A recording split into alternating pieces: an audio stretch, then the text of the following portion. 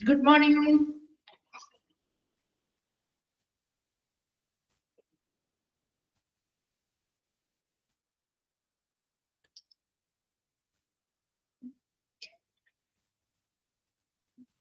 Okay, നമ്മുടെ disaster മാനേജ്മെന്റിന്റെ last ഭാഗമായിരുന്നു പഠിച്ചുകൊണ്ടിരുന്നത് അല്ലെ? ഡിസാസ്റ്റർ റെസ്പോൺസ് കോഡുകളല്ലേ പഠിച്ചുകൊണ്ടിരുന്നത്? കളർ കോഡുകൾ ഏതൊക്കെയായിരുന്നു നമ്മൾ കഴിഞ്ഞ ക്ലാസ്സിൽ എടുത്തത്? റെഡ് പറഞ്ഞു, പിങ്ക് പറഞ്ഞു, ഓറഞ്ച് പറഞ്ഞില്ലേ? സ്റ്റാർട്ട് ചെയ്തിരുന്നില്ലേ ഓറഞ്ച് കോഡ്? ഓറഞ്ച് കംപ്ലീറ്റ് ആയില്ല തോന്നുന്നു അല്ലെ? കംപ്ലീറ്റ് ആയില്ലായിരുന്നു, പക്ഷെ നമ്മൾ സ്റ്റാർട്ട് ചെയ്തിരുന്നു അല്ലെ? ഓക്കെ ഓക്കെ, മറ്റു രണ്ടും ക്ലിയർ ആണോ? മറ്റു രണ്ടെണ്ണവും ക്ലിയർ ആണോ? കംപ്ലീറ്റ് ആയില്ല, ശരി. ഓക്കെ ഓക്കെ, അപ്പൊ കോഡ് ഓറഞ്ച് എന്തിനെ സൂചിപ്പിക്കുന്ന, അല്ലെങ്കിൽ എന്ത് വരുമ്പോൾ, ഏതൊരു സിറ്റുവേഷൻ വരുമ്പോഴാണ് നമ്മൾ കോഡ് ഓറഞ്ച് എന്ന് പറയുന്ന ആ ഒരു കോഡ് ആക്ടിവേറ്റ് ചെയ്യുന്നത്? എന്ത് വരുമ്പോഴാണ് കോഡ് ഓറഞ്ച് ആക്ടിവേറ്റ് ചെയ്യുന്നത്? അങ്ങനെ ഓരോന്നും നിങ്ങളൊന്ന് മനസ്സിലാക്കി വെച്ച് കഴിഞ്ഞാൽ എന്തെങ്കിലും സ്പില്ലേജ് വേസ്റ്റുകളുമായി ബന്ധപ്പെട്ട് അല്ലെ, ലീക്കേജുകളൊക്കെ വരുമ്പോഴാണ്. അതിപ്പോ ഹസാർഡസ് ആയിട്ടുള്ള, അപകടകരമായിട്ടുള്ള എന്തെങ്കിലും മെറ്റീരിയൽസ്, അതിപ്പോ ഒരു കെമിക്കൽ ആവാം, അല്ലെങ്കിൽ ഒരു മെർക്കുറിയുടെ ആവാം, ഗ്യാസ് ലീക്കേജ് ആവാം അല്ലെ, ഡ്രഗ്സ് ആവാം, അങ്ങനെ ഏതൊരു അപകടകരമായിട്ടുള്ള സ്പില്ലോ അല്ലെങ്കിൽ ലീക്കേജുകളോ സംഭവിച്ചു കഴിഞ്ഞാൽ ആ സമയത്ത് നമ്മൾ ആക്ടിവേറ്റ് ചെയ്യുന്ന ഒരു കോഡാണ് കോഡ് ഓറഞ്ച് എന്ന് പറയുന്നത്. അത് നമ്മൾ ഓൾറെഡി കഴിഞ്ഞ ക്ലാസ്സിൽ പറഞ്ഞതായിരുന്നു. The hazardous materials requires immediate attention to prevent contamination of the environment. ഇങ്ങനെ ഒരു അപകടകരമായിട്ടുള്ള ഒരു സ്പില്ലേജ് നടന്നിട്ടുണ്ട്, ലീക്കേജ് വന്നിട്ടുണ്ട് എങ്കിൽ ഇമ്മീഡിയറ്റ് ആയിട്ട് അതിനെതിരെയുള്ള നടപടികൾ നമ്മൾ സ്വീകരിക്കേണ്ടതായിട്ടുണ്ട്. അങ്ങനെ ഇമ്മീഡിയറ്റ് ആയിട്ട് വളരെ ഉടനടി നമ്മൾ അതിനൊരു ശ്രദ്ധ കൊടുത്തു കഴിഞ്ഞാൽ അത് നമ്മുടെ പരിസ്ഥിതിയുമായി ബന്ധപ്പെട്ട ഉണ്ടാക്കുന്ന മലിനീകരണങ്ങളെ ഒരു പരിധി വരെ നമുക്ക് പെട്ടെന്ന് തടയാനായിട്ട് സാധിക്കും. അടുത്തത് പറഞ്ഞത് if the spillage in your work area. അപ്പൊ നമ്മൾ വർക്ക് ചെയ്യുന്ന ഒരു ഏരിയയിലാണ് ഈ ഒരു ലീക്കേജ് സംഭവിച്ചിരിക്കുന്നത് എന്ന് വിചാരിക്കാം. ഉടനെ തന്നെ ആ ഒരു ഏരിയയിൽ നിന്നും മറ്റാളുകളെയും, ഇപ്പൊ പേഷ്യൻസ് ഉണ്ടെങ്കിൽ അവരെയും, അങ്ങനെയുള്ള എല്ലാവരെയും അവിടെ നിന്ന് എത്രയും വേഗം നീക്കം ചെയ്യുക, അല്ലെങ്കിൽ മാറ്റുക എന്നതാണ് ആദ്യത്തെ പ്രൊസീജിയർ അല്ലെ? And call the operator to initiate the code orange. അതിനുശേഷം ഓപ്പറേറ്ററെ വിളിച്ച് ഓറഞ്ച് എന്ന് പറയുന്ന കോഡ് ആക്ടിവേറ്റ് ചെയ്യാനായിട്ട് അറിയിപ്പ് കൊടുക്കുകയും ചെയ്യുക. നെക്സ്റ്റ് പറഞ്ഞത് alert others in the area. അതുപോലെ ആ ഒരു ഏരിയയിൽ ചുറ്റുപാടുമുള്ള മറ്റാളുകളെയും കൂടി അലേർട്ട് ചെയ്യുക. അതുപോലെ കൺഫൈൻ ദ സ്പില്ലേജ് പോസിബിൾ. ആ ഒരു ഏരിയയിലുള്ള സ്പില്ലേജ് നമുക്ക് കൺട്രോൾ ചെയ്യാൻ പറ്റുന്നതാണെങ്കിൽ അവിടെ ആ ഒരു നിയന്ത്രണം കൊണ്ടുവരിക. അതുപോലെ തന്നെ സൈൻ ബോർഡുകൾ അല്ലെ, ഇപ്പൊ ഇങ്ങനെ ഒരു സ്പില്ലേജ് വേസ്റ്റ് അല്ലെങ്കിൽ സ്പില്ലേജ് ഇവിടെ നടന്നിട്ടുണ്ട് എന്നുള്ളത് ആളുകളെ അറിയിക്കുന്നതിന് വേണ്ടി വാർണിംഗ് സൈൻ ബോർഡുകൾ സ്ഥാപിക്കുക. Do not attempt to clean up any spill without appropriate PPE kit. So കൃത്യമായിട്ട് അവിടെ ക്ലീൻ ചെയ്യാൻ വരുന്നവര് ശരിയായിട്ടുള്ള ഉചിതമായിട്ടുള്ള PPE കിറ്റുകൾ ധരിച്ച്, പേഴ്സണൽ പ്രൊട്ടക്റ്റീവ് എക്യുപ്മെന്റുകൾ ധരിച്ചുകൊണ്ടായിരിക്കണം അവിടെ വൃത്തിയാക്കേണ്ടത്. അല്ലാത്ത രീതിയിൽ അവിടെ എന്ത് ചെയ്യാൻ പാടില്ല, ക്ലീൻ ചെയ്യാനായിട്ട് പാടില്ല. അതിനു വേണ്ടിയിട്ട് അനുയോജ്യമായിട്ടുള്ള സ്പില്ലേജ് കിറ്റുകളൊക്കെ നമുക്ക് ലഭ്യമാണ്. സ്പില്ലേജ് കിറ്റുകൾ ഉപയോഗിച്ച് നമ്മൾ എന്ത് ചെയ്യുക, ആ ഒരു ഏരിയ വൃത്തിയാക്കുകയും അതിനുശേഷം ഇതിൽ ഉപയോഗിച്ച PPE കിറ്റുകളാണെങ്കിലും ഈ സ്പില്ലേജ് വേസ്റ്റുമായി ബന്ധപ്പെട്ട കിറ്റുകളാണെങ്കിലും എല്ലാം എങ്ങനെയായിരിക്കണം, ഹസാർഡസ് വേസ്റ്റുകളായിട്ട് ഡിസ്പോസലിനായി അയക്കുകയും വേണം. ക്ലിയർ അല്ലേ? ഇത്രയും ഭാഗം, ഇത്രയും നമ്മൾ കഴിഞ്ഞ ക്ലാസ്സിൽ പറഞ്ഞിരുന്നു തോന്നുന്നു അല്ലെ? ഇത്രയും ഭാഗം കഴിഞ്ഞ ക്ലാസ്സിൽ പറഞ്ഞതായിരുന്നു. ഓക്കെ, നെക്സ്റ്റ് നോക്കിയേ, account for all people in the area. ഇനി എന്താ, ആ ഒരു ഏരിയയിലുള്ള, അപ്പൊ ഇങ്ങനെ ഒരു സ്പില്ലേജ് നടന്നു കഴിഞ്ഞാൽ ആ ഒരു ഏരിയയിലുള്ള എല്ലാവരെയും അത് ബാധിക്കുന്നുണ്ട് അല്ലെ? During the clean up procedure if the skin is contaminated. അപ്പൊ ഈ ക്ലീൻ ചെയ്യുന്ന സമയത്ത് ആ ക്ലീൻ ചെയ്യുന്ന വ്യക്തികളുടെ സ്കിന്നുമായിട്ട് ഈ ഒരു സ്പില്ലേജ് വേസ്റ്റുമായിട്ട്, അല്ലെങ്കിൽ ഇപ്പൊ ഒരു ഡ്രഗ്സ് ആണ്, അല്ലെങ്കിൽ ഒരു മെർക്കുറി ആണ്, അങ്ങനെ എന്തെങ്കിലും സംഭവങ്ങൾ അല്ലെങ്കിൽ ആ ഒരു കെമിക്കൽസോ കാര്യങ്ങളോ ഇവരുടെ സ്കിന്നുമായിട്ട് കണ്ടാമിനേറ്റ് കണ്ടാമിനേറ്റഡ് ആവുന്നു അല്ലെങ്കിൽ മലിനമാവുന്നുണ്ടെങ്കിൽ ഉടനെ തന്നെ ആ ഒരു ഏരിയ എന്ത് ചെയ്യണം? Wash the area with soap and water. വെള്ളവും സോപ്പും ഉപയോഗിച്ച് ആ ഒരു area for at least 5 minutes 5 minute എങ്കിലും നിർബന്ധമായിട്ടും കഴുകിക്കളയുക. ഷവർ തുറവിൽ അല്ലെങ്കിൽ ശക്തമായ ഒഴുക്കിൽ അല്ലെങ്കിൽ ചാപ്പിനടിയിലോ വെള്ളത്തിനടിയിലോ ഒക്കെ നമ്മൾ എന്ത് ചെയ്യുക? നല്ല രീതിയിൽ ആ ഒരു ഭാഗം കഴുകി മാറ്റുക എന്നുള്ളതാണ്. അത്രയും നല്ല രീതിയിൽ അങ്ങനെ എന്തെങ്കിലും ഒരു സ്കിന്നുമായിട്ട് ചെറിയ രീതിയിലുള്ളൊരു കോണ്ടാക്റ്റോ കാര്യങ്ങളോ വന്നാൽ പോലും ആ ഒരു ഏരിയ വളരെ ഇമ്പോർട്ടന്റ് ആണ്. എപ്പോഴും അവിടെ ശ്രദ്ധിച്ച് ക്ലീൻ ചെയ്ത് വൃത്തിയാക്കണം എന്നുള്ളത് വളരെ ഇമ്പോർട്ടന്റ് ആണ്. Then notify ICN nursing or supervisor or CMO. എന്താണ് ICN? Infection control nurse. അപ്പൊ ഇൻഫെക്ഷൻ കൺട്രോൾ നഴ്സിനെ അറിയിക്കുക, നഴ്സിംഗ് സൂപ്പർവൈസേഴ്സിനെ അല്ലെങ്കിൽ CMOയെ മുതലായ ആളുകളെ ഇതുമായി ബന്ധപ്പെട്ട വിവരങ്ങൾ അറിയിക്കുക. If an accidental exposure occur, അതായത് ഒരു അപകടകരമായിട്ടുള്ള ഒരു സമ്പർക്കം അവിടെ ഉണ്ടായിട്ടുണ്ട് എങ്കിൽ ആ വിവരങ്ങൾ എത്രയും പെട്ടെന്ന് ഈ ഇൻഫെക്ഷൻ കൺട്രോൾ നഴ്സിനെയോ അല്ലെങ്കിൽ നഴ്സിംഗ് സൂപ്പർവൈസറെയോ അല്ലെങ്കിൽ CMOയെ ഉടനെ അറിയിക്കേണ്ടതാണ്. Seek medical help immediately. ഏറ്റവും ഇമ്പോർട്ടന്റ് ആയിട്ട് എന്താണ് ആവശ്യപ്പെടേണ്ടത്?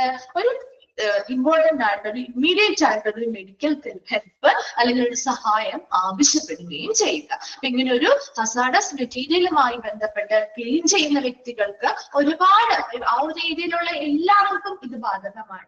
അതോടൊപ്പം തന്നെ അത് ക്ലീൻ ചെയ്യുന്ന വ്യക്തികൾ ഏറ്റവും കൂടുതൽ ശ്രദ്ധ കൊടുത്ത് വേണം ക്ലീൻ ചെയ്യാനായിട്ട്. അങ്ങനെ ക്ലീൻ ചെയ്യുന്ന സമയത്ത് എന്തെങ്കിലും രീതിയിൽ അവരുടെ സ്കിന്നുമായി ബന്ധപ്പെട്ട് ഈ ഒരു സ്പില്ലേജ് അല്ലെങ്കിൽ ലീക്കേജുമായി ബന്ധപ്പെട്ട ഒരു കോണ്ടാക്ട് വരികയാണെങ്കിൽ അതൊരു എങ്ങനത്തെ കോണ്ടാക്ട് ആവണം? എന്തോ രീതിയിലുള്ള കോണ്ടാക്റ്റും ആയിക്കോട്ടെ, ആ ഒരു 5 മിനിറ്റ് എങ്കിലും അറ്റ്ലീസ്റ്റ് അവരുടെ ആ ഒരു ഏരിയ സോപ്പും വെള്ളവും ഉപയോഗിച്ച് നല്ല രീതിയിൽ കഴുകുക. ഇനിയിപ്പോ സോപ്പോ കാര്യങ്ങളോ നമുക്ക് അവൈലബിൾ അല്ല എന്നുണ്ടെങ്കിൽ അവരെന്ത് ചെയ്യുക? റണ്ണിങ് വാട്ടറിൽ കുറച്ച് സമയം അവിടെ വെച്ച് കഴുകിക്കൊണ്ടേയിരിക്കുക. ഇങ്ങനെ ഇപ്പൊ ഇനി ഒരു അപകടം, ഇപ്പൊ ഒരു വലിയ രീതിയിലുള്ള ഒരു എക്സ്പോഷർ ആണ് ഇവർക്ക് സ്കിന്നിന് സംഭവിച്ചിരിക്കുന്നത്, അങ്ങനെ എന്തെങ്കിലും ആണ് എന്നുണ്ടെങ്കിൽ ഒരു അപകടകരമായിട്ടുള്ള ഒരു സമ്പർക്കമാണ് വന്നിരിക്കുന്നത്, ഇച്ചിരി സീരിയസ് ആയിട്ടുള്ള ഒരു സമ്പർക്കം വന്നിട്ട് അവർക്ക് എന്തെങ്കിലും ബേൺസ് പോലെയോ കാര്യങ്ങളോ ഒക്കെ അവരുടെ സിംറ്റംസോ കാര്യങ്ങളോ കാണിച്ചു തുടങ്ങിയിട്ടുണ്ടെങ്കിൽ ഒരു ഇമ്മീഡിയറ്റ് ആയിട്ടുള്ള ഹെൽപ്പിന് വേണ്ടിയിട്ട് ഒന്നല്ലെങ്കിൽ അവിടുത്തെ ഇൻഫെക്ഷൻ കൺട്രോൾ നഴ്സിനെയോ അല്ലെങ്കിൽ നഴ്സിംഗ് സൂപ്പർവൈസറെയോ അല്ലെങ്കിൽ CMOയോ ഉടനെ ആ ഒരു ഇമ്മീഡിയറ്റ് ഹെൽപ്പിന് വേണ്ടി അറിയിക്കേണ്ടതുമാണ്. ക്ലിയർ ആണോ? കോഡ് ഓറഞ്ച് വേഗം ഒന്ന് വായിച്ചു നോക്കി.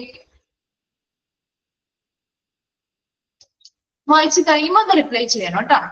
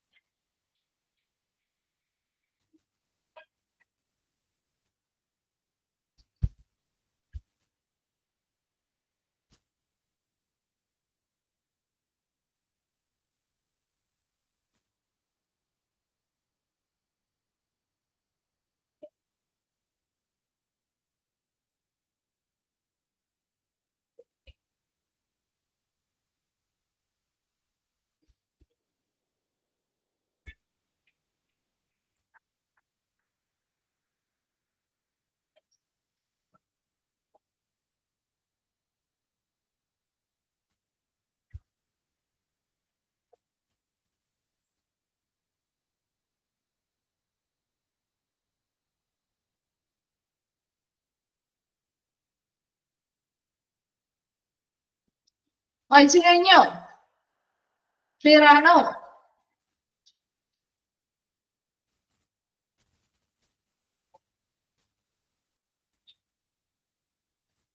ഓക്കെ ആണോ? ക്ലിയർ അല്ലേ?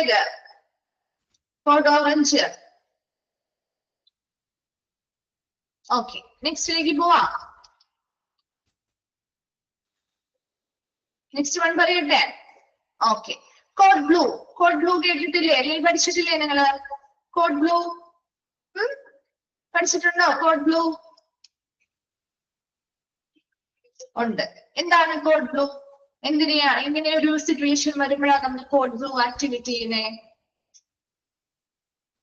ആ കാർഡിയാക്കോ റെസ്പിറേറ്ററി ഒരു എമർജൻസി അല്ലെ, ഒരു എമർജൻസി സിറ്റുവേഷൻ ഉണ്ട്. ഇതൊരു കാർഡിയാക്ക് അല്ലെങ്കിൽ ഒരു റെസ്പിറേറ്ററി അറ്റാക്ക് വരുമ്പോ അല്ലെ, അറസ്റ്റ് വരുമ്പോ അല്ലെ, ഒരു ഹൃദയ സംബന്ധമായിട്ടോ അല്ലെങ്കിൽ ശ്വാസകോശ സംബന്ധമായിട്ടോ എന്തെങ്കിലും അസുഖങ്ങൾ മൂലം ഒരു ഗുരുതരമായിട്ടുള്ള ഒരു അവസ്ഥയൊക്കെ വരുന്ന സമയത്ത് ഒരു എമർജൻസി സിറ്റുവേഷൻ വരാണ്. അപ്പൊ അതിനനുസരിച്ച് ഒരു ഇമ്മീഡിയറ്റ് കെയർ കിട്ടാൻ വേണ്ടിയിട്ടാണ് നമ്മൾ കോഡ് ബ്ലൂ ആക്ടിവേറ്റ് ചെയ്യുന്നത്. റിപ്പോർട്ട് അപ്പൊ ഇങ്ങനെ ഒരു പെട്ടെന്ന് ഒരാൾക്ക് ഒരു കാർഡിയാക്ക് അറസ്റ്റ് വന്നു അല്ലെങ്കിൽ ഒരു റെസ്പിറേറ്ററി അറസ്റ്റ് വരാണ്. അപ്പൊ ഒരു കാർഡിയാക്ക് അറസ്റ്റ് വന്ന ഒരു വ്യക്തിയാണ് എന്ന് വിചാരിക്കുക. അങ്ങനെ ഒരു വ്യക്തിക്ക് പെട്ടെന്ന് ഒരു കാർഡിയാക്ക് അറസ്റ്റ് വന്നാൽ ഉടനെ എന്ത് ചെയ്യുക? Report by dialling emergency operator number. ആ എമർജൻസി ഓപ്പറേറ്റർ നമ്പറിൽ ഡയൽ ചെയ്ത് അവരെ അറിയിക്കുക. ബിഗിൻ എന്തിനു വേണ്ടി? ഒരു കോഡ് ബ്ലൂ ആക്ടിവേറ്റ് ചെയ്യാനായിട്ട് അറിയിക്കുക. And begin CPR. ഉടനെ നമ്മൾ എന്ത് ചെയ്യണം? CPR. എന്താണ് CPR? കാർഡിയോ പൾമണറി റെസിസ്റ്റേഷൻ അല്ലെ, CPR കൊടുക്കുക. ACLS. എന്താ ACLS? ആംബുലേറ്ററി അംബുലേറ്ററി അല്ല, അഡ്വാൻസ്ഡ് കാർഡിയാക് ലൈഫ് സപ്പോർട്ട് കേട്ടോ. അഡ്വാൻസ്ഡ് കാർഡിയാക് ലൈഫ് സപ്പോർട്ട് ആണ്. അപ്പൊ advance cardiac life support procedures follow ചെയ്യുക. And remove visitors from the area or room. അതിനുശേഷം ആ ഒരു ഏരിയയിലുള്ള അല്ലെങ്കിൽ ആ ഒരു റൂമിലുള്ള വിസിറ്റേഴ്സിനെയോ മറ്റെല്ലാവരെയും അവിടെ നിന്ന് മാറ്റി നമ്മൾ ആ ഒരു CPR ഉടനെ ഫസ്റ്റ് എയ്ഡ് പോലെയുള്ള പ്രാഥമിക പരിചരണങ്ങൾ കൊടുക്കണം അല്ലെ. ഇപ്പൊ CPR കൊടുക്കുക. അതിനുശേഷം ഇതുപോലെയുള്ള അഡ്വാൻസ്ഡ് ലൈഫ് സപ്പോർട്ട് പ്രൊസീജിയേഴ്സ് ഒക്കെ ഫോളോ ചെയ്തുകൊണ്ട് അതിനനുസരിച്ച് അവർക്ക് വേണ്ടതായിട്ടുള്ള ഇമ്മീഡിയറ്റ് കെയറുകൾ കൊടുക്കുക. Then follow code blue policies and procedures. അതുപോലെ ഒരു കോഡ് ബ്ലൂ, അതായത് അവിടുത്തെ സ്റ്റാഫുകൾ എന്താ ചെയ്യേണ്ടത്? ഒരു കോഡ് ബ്ലൂ എന്ന് പറയുന്ന ഒരു കോഡ് ആക്ടിവേറ്റ് ചെയ്ത് കഴിഞ്ഞാൽ അതുമായി ബന്ധപ്പെട്ട് അവർ പാലിക്കേണ്ട പോളിസികളോ പ്രൊസീജിയറുകളോ കൃത്യമായിട്ട് അവിടെയുള്ള ജീവനക്കാര് ഫോളോ ചെയ്യണം. And send phlebotomy. എന്താണ് ഫ്ലെബോട്ടമി? എന്താണ് ഫ്ലെബോട്ടമി? കേട്ടിട്ടുണ്ടോ ഈ ഒരു വേർഡ്? കേട്ടിട്ടുണ്ടോ? എവിടെയെങ്കിലും കേട്ടിട്ടുണ്ടോ ഫ്ലെബോട്ടമി? ഇല്ല. ഫ്ലെബോട്ടമി എന്ന് പറഞ്ഞാൽ ഒന്നുമില്ല. It's A procedure. ഇതൊരു പ്രൊസീജിയർ ആണ്. ദാറ്റ് ഇൻവോൾവ്സ് യൂസിങ് ഒരു നീഡിൽ ഉപയോഗിച്ച് നമ്മുടെ വെയിനിൽ നിന്നും ബ്ലഡ് എക്സ്ട്രാക്ട് ചെയ്തെടുക്കുന്ന ഒരു പ്രൊസീജിയറിനെയാണ് ഫ്ലെബോട്ടമി എന്ന് പറയുന്നത്. നമ്മുടെ വെയിനിൽ നിന്ന് നമ്മുടെ ബ്ലഡ് എടുക്കാറില്ലേ? ബ്ലഡ് ടെസ്റ്റുകളൊക്കെ ചെയ്യാൻ വേണ്ടി നമ്മുടെ വെയിനിൽ നിന്ന് ബ്ലഡ് എടുക്കാറില്ലേ? അപ്പൊ ആ ഒരു നീഡിൽ ഉപയോഗിച്ച് ആ ഒരു ബ്ലഡ് എക്സ്ട്രാക്ട് ചെയ്ത് വെയിനിൽ നിന്ന് ബ്ലഡ് എക്സ്ട്രാക്ട് ചെയ്തെടുക്കുന്ന ആ ഒരു പ്രൊസീജിയറിനെയാണ് നമ്മൾ ഫ്ലെബോട്ടമി എന്ന് പറയുന്നത്. അപ്പൊ ഇവിടെ ഇങ്ങനെ ഒരു കാർഡിയാക് അറസ്റ്റ് വന്നിട്ടുണ്ട് അല്ലെങ്കിൽ ഒരു റെസ്പിറേറ്ററി അറ്റാക്ക് വന്നിട്ടുണ്ട്, പഠിക്കുന്നുണ്ട് അല്ലെ? ഓക്കെ.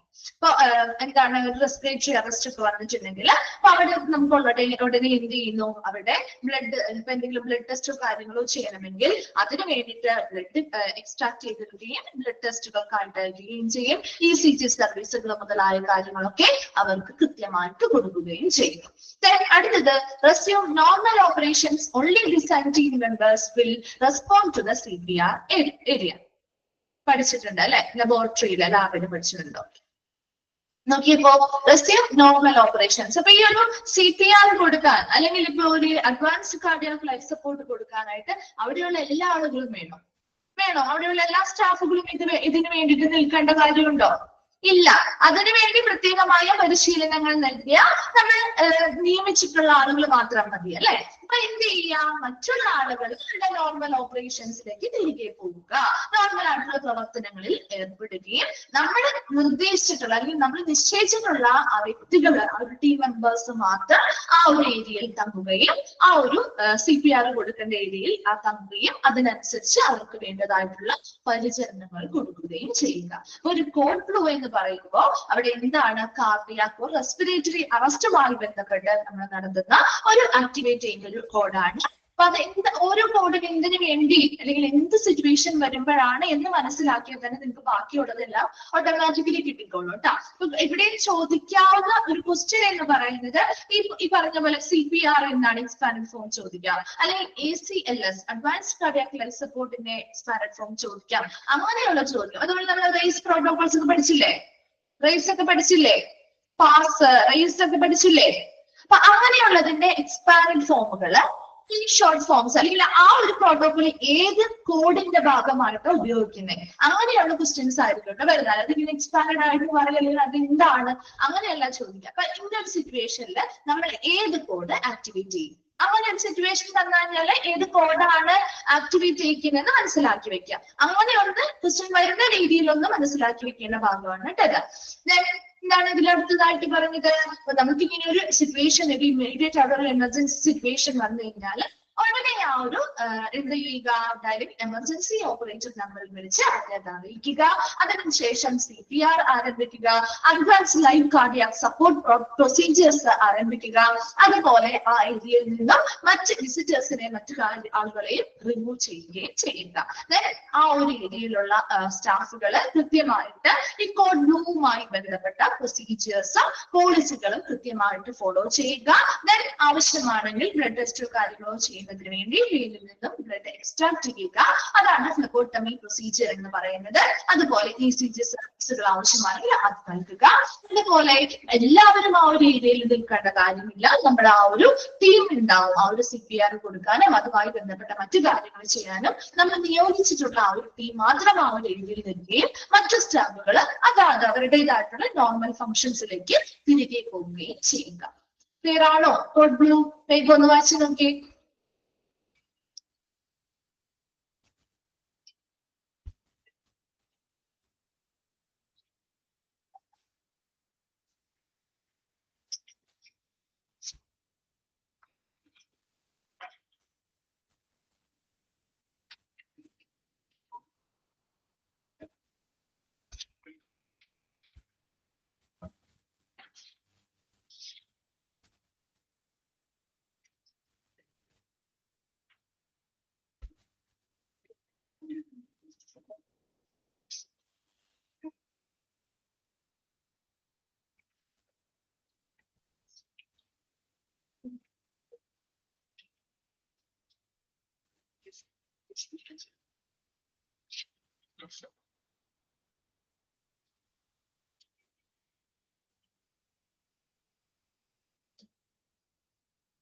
ക്ലിയർ ആണ്.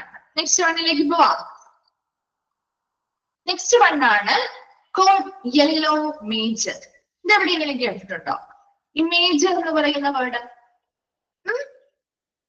എവിടെയെങ്കിലും കേട്ടിട്ടുണ്ടോ? മേജർ എവിടെയും കേട്ടിട്ടില്ലേ? എന്താണ് റെസ്പോണ്ട് ഇല്ലാതിരിക്കുന്നേ? ഡോക്ടർ മേജർ കേട്ടിട്ടുണ്ടോ എവിടെയെങ്കിലും? ഏത് ഫേസിലാണ് നമ്മൾ കേട്ടിരിക്കുന്നേ? ഏത് സിറ്റുവേഷനിലാണ്? ഒരു ഡിസാസ്റ്റർ വരുമ്പോ അല്ലെ? Very good. ഒരു ഡിസാസ്റ്റർ വരുമ്പോഴാണ് അല്ലെ? ഒരു ഡിസാസ്റ്റർ ഫേസിൽ നമ്മൾ കേട്ടിരുന്നു എന്താണ് ഡോക്ടർ മേജർ എന്ന് അനൗൺസ് ചെയ്യുന്നത് അല്ലെ? അപ്പൊ ആ ഒരു ഡോക്ടർ മേജറുമായി ബന്ധപ്പെട്ട് അല്ലെങ്കിൽ ഒരു ഡിസാസ്റ്ററുമായി ബന്ധപ്പെട്ട് നമ്മൾ ആക്ടിവേറ്റ് ചെയ്യുന്ന കോഡാണ് കോഡ് യെല്ലോ മേജർ എന്ന് പറയുന്ന കോഡ് കേട്ടോ. അപ്പൊ എക്സ്റ്റേണൽ ഡിസാസ്റ്റർ ഹാസ് ഒക്കേർഡ്. ഒരു ഹോസ്പിറ്റലിൽ പുറത്ത് ഒരു വലിയ രീതിയിൽ ഒരു ഡിസാസ്റ്റർ അല്ലെങ്കിൽ ഒരു ദുരന്തം സംഭവിച്ചു എന്ന് വിചാരിക്കാം.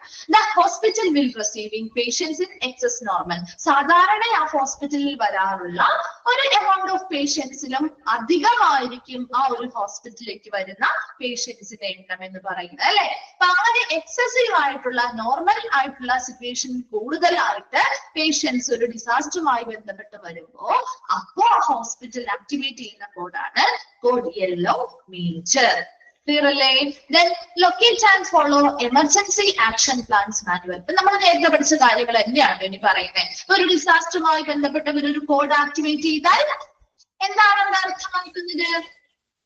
അവിടെ എന്താ ആക്ടിവേറ്റ് ചെയ്യണമെന്നാ പറയുന്നത്? ആ ഒരു എമർജൻസി മെഡിക്കൽ കോഡുകൾ, മെഡിക്കൽ മാനുവൽസ് അല്ലെ? ഒരു ഡിസാസ്റ്റർ മാനുവൽസ് നമ്മൾ തയ്യാറാക്കിയിട്ടുണ്ടാവും ഇല്ലേ? ഇതൊക്കെ നമ്മൾ പഠിച്ചതല്ലേ? എമർജൻസി ആക്ഷൻ പ്ലാൻ മാനുവൽസ് ഉണ്ടായിരിക്കും. അത് കൃത്യമായിട്ട് ആ ഓരോ ഏരിയയും ഫോളോ ചെയ്യാൻ തുടങ്ങുന്നു. ഓരോ ഏരിയയും അതുമായി ബന്ധപ്പെട്ട പ്ലാനുകൾ ആക്ടിവേറ്റ് ചെയ്യാൻ തുടങ്ങും അല്ലെ? ആണോ? ഇതൊക്കെ നമ്മൾ പഠിച്ചതല്ലേ ഡിസാസ്റ്റർ ഫേസില്? ഓർക്കുന്നുണ്ടോ? ഓക്കെ, നോക്കിയേ. Upon learning of an alert, all departments should activate their department-specific disaster plan as outlined in the Hospital Emergency Procedure Manual. Hospital Emergency Procedure Manual കൊടുത്തിരിക്കുന്ന ഡിസാസ്റ്റർ പ്ലാനുകൾ ഓരോ ഡിപ്പാർട്ട്മെന്റിനും അവർ പാലിക്കേണ്ടതായിട്ടുള്ള ഡിസാസ്റ്റർ മാനുവൽസ് പ്ലാനുകൾ ഉണ്ടാവും അല്ലെ? അപ്പൊ അങ്ങനെയുള്ള ഓരോ ഡിപ്പാർട്ട്മെന്റുകളും ഈ ഒരു അലർട്ട് കിട്ടുമ്പോ അല്ലെങ്കിൽ ഇങ്ങനെ ഒരു ഡിസാസ്റ്റർ സംഭവിച്ചിട്ടുണ്ട് അതുമായി ബന്ധപ്പെട്ട ആ ഒരു കോഡ് ആക്ടിവേറ്റ് ചെയ്യാൻ ചെയ്യാനായിട്ടുള്ള അലർട്ട് കിട്ടുന്ന സമയത്ത് തന്നെ അവർ അതാത് ഡിപ്പാർട്ട്മെന്റുകളുടെ ആവശ്യമായിട്ടുള്ള ആ ഒരു ഡിപ്പാർട്ട്മെന്റ് സ്പെസിഫിക് ആയിട്ടുള്ള ഡിസാസ്റ്റർ പ്ലാനുകൾ ആക്ടിവേറ്റ് ചെയ്യുന്നു. The CMO should report to the emergency operation center or in charge located in the nursing administration. CMO ബന്ധപ്പെട്ട ആളുകൾക്ക് അതുമായി ബന്ധപ്പെട്ട റിപ്പോർട്ടുകളും നൽകുന്നു. അത് എമർജൻസി ഓപ്പറേറ്റർ സെന്ററിലേക്ക് അല്ലെങ്കിൽ നഴ്സിംഗ് അഡ്മിനിസ്ട്രേഷനുമായി ബന്ധപ്പെട്ട ഇൻചാർജിലുള്ള വ്യക്തികൾക്കൊക്കെ CMO അതുമായി ബന്ധപ്പെട്ട ഇൻസ്ട്രക്ഷൻസ് അല്ലെങ്കിൽ ആ അറിയിപ്പുകൾ, റിപ്പോർട്ടുകൾ, കാര്യങ്ങൾ നൽകുകയും ചെയ്യും. അടുത്തത് check over all status of the ER department such as facilities, supplies and assess staffing needs. അതുപോലെ നമ്മൾ പറയാം ഒരു പേഷ്യൻസിനെ കൊണ്ടുവരുമ്പോൾ ഇപ്പൊ ഒരു ഡിസാസ്റ്ററുമായി ബന്ധപ്പെട്ട് നമ്മൾ കാഷ്വാലിറ്റിയിലായിരിക്കും കൂടുതൽ പേഷ്യൻസ് വരിക അല്ലെ. അപ്പൊ ആ കാഷ്വാലിറ്റി അല്ലെങ്കിൽ നമ്മുടെ എമർജൻസി റൂം അല്ലെങ്കിൽ എമർജൻസി ഡിപ്പാർട്ട്മെന്റിലേക്ക് ഒരുപാട് ആളുകൾ വരുമ്പോൾ ആ ഒരു ഇടയ്ക്കിടയ്ക്ക് നമ്മൾ ചെക്ക് ചെയ്യണം ആ ഒരു കാഷ്വാലിറ്റി അല്ലെങ്കിൽ ആ ഒരു എമർജൻസി റൂമിന്റെ നിലവിലെ അവസ്ഥ എങ്ങനെയാണ് അല്ലെ, അവിടെ മതിയായിട്ടുള്ള ഫെസിലിറ്റി അല്ലെങ്കിൽ സൗകര്യങ്ങൾ വരുന്ന പേഷ്യൻസിനുണ്ടോ അല്ലെ, ചെക്ക് ചെയ്യണ്ടേ, മതിയായിട്ടുള്ള സാധനങ്ങൾ, അതായത് അവർക്ക് ട്രീറ്റ്മെന്റ് കൊടുക്കാൻ ആവശ്യമായ സാധനങ്ങൾ അവിടെ ഉണ്ടോ അല്ലെ, ആവശ്യമായിട്ടുള്ള സ്റ്റാഫുകൾ അവിടെ ആവശ്യത്തിനുണ്ടോ, ഇങ്ങനെയുള്ള കാര്യങ്ങള് പ്രോപ്പർ ആയിട്ട് ഇടയ്ക്കിടയ്ക്ക് ചെക്ക് ചെയ്തുകൊണ്ടിരിക്കാം. ഇനിയിപ്പോ സ്റ്റാഫുകൾ മതിയായ രീതിയിലില്ല എന്ന് വിചാരിക്കാം, notify the department incharge or coordinator. അപ്പൊ അവിടെ ഈ പറയുന്ന ഫെസിലിറ്റികൾ എന്തെങ്കിലും കുറവുകൾ വരുന്നു അല്ലെങ്കിൽ മതിയായിട്ടുള്ള സാധനങ്ങൾ അവിടെ ഇല്ല, സ്റ്റാഫുകളില്ല, ഇങ്ങനെയൊക്കെ ഒരു കുറവുകൾ നമ്മൾ പരിശോധിക്കുമ്പോൾ കാണുകയാണെങ്കിൽ അതിനു വേണ്ടി കൃത്യമായിട്ട് ഓരോ ഡിപ്പാർട്ട്മെന്റുകളിലേക്ക് അല്ലെങ്കിൽ അവിടുത്തെ ഇൻചാർജിലുള്ള ആളുകൾക്ക് അല്ലെങ്കിൽ കോർഡിനേറ്റ് മൊത്തത്തിൽ കോർഡിനേറ്റ് ചെയ്യുന്ന ആളുകളെയൊക്കെ ഇതുമായി ബന്ധപ്പെട്ട വിവരങ്ങൾ അറിയിക്കുകയും all departments should send extra staff to the BRB. അതായത് എല്ലാ ഡിപ്പാർട്ട്മെന്റുകളും നമ്മൾ ഓൾറെഡി പറഞ്ഞിരുന്നു, നമ്മൾ എന്ത് ചെയ്യാറുണ്ട്, കുറച്ച് സ്റ്റാഫുകളെ റെഡിയാക്കി നിർത്തും ഇല്ലേ എല്ലാ ഡിപ്പാർട്ട്മെന്റ്. അതായത് ഇപ്പൊ ക്ലിനിക്കൽ പരമായിട്ടുള്ള ട്രീറ്റ്മെന്റ് ചെയ്യുന്ന സ്റ്റാഫുകൾ ആവണമെന്നില്ല, അതല്ലാതെ മറ്റു ഡിപ്പാർട്ട്മെന്റുകളിലെയും സ്റ്റാഫുകളെ നമ്മൾ കുറച്ച് പേരെ എന്ത് ചെയ്യാറുണ്ട്, റെഡിയാക്കി നിർത്താറില്ലേ, ആവശ്യം വരുമ്പോൾ ഉപയോഗിക്കാൻ വേണ്ടിയിട്ട്. ഇതൊക്കെ നമ്മൾ അങ്ങനെ പറഞ്ഞ കാര്യങ്ങളാണ്. അപ്പൊ ഇവിടെയും അതുപോലെ തന്നെ ആവശ്യമായിട്ടുള്ള സ്റ്റാഫുകൾ ഇല്ല, മതിയായിട്ടുള്ള ജീവനക്കാർ അവിടെ ഇല്ല എങ്കിൽ എല്ലാ ഡിപ്പാർട്ട്മെന്റുകൾക്കും വിവരങ്ങൾ കൈമാറുകയും ആ ഡിപ്പാർട്ട്മെന്റുകള് കുറച്ച് എക്സ്ട്രാ സ്റ്റാഫുകളെ ഈ ഒരു എമർജൻസി റൂമിലേക്ക് അയക്കുകയും ചെയ്യും.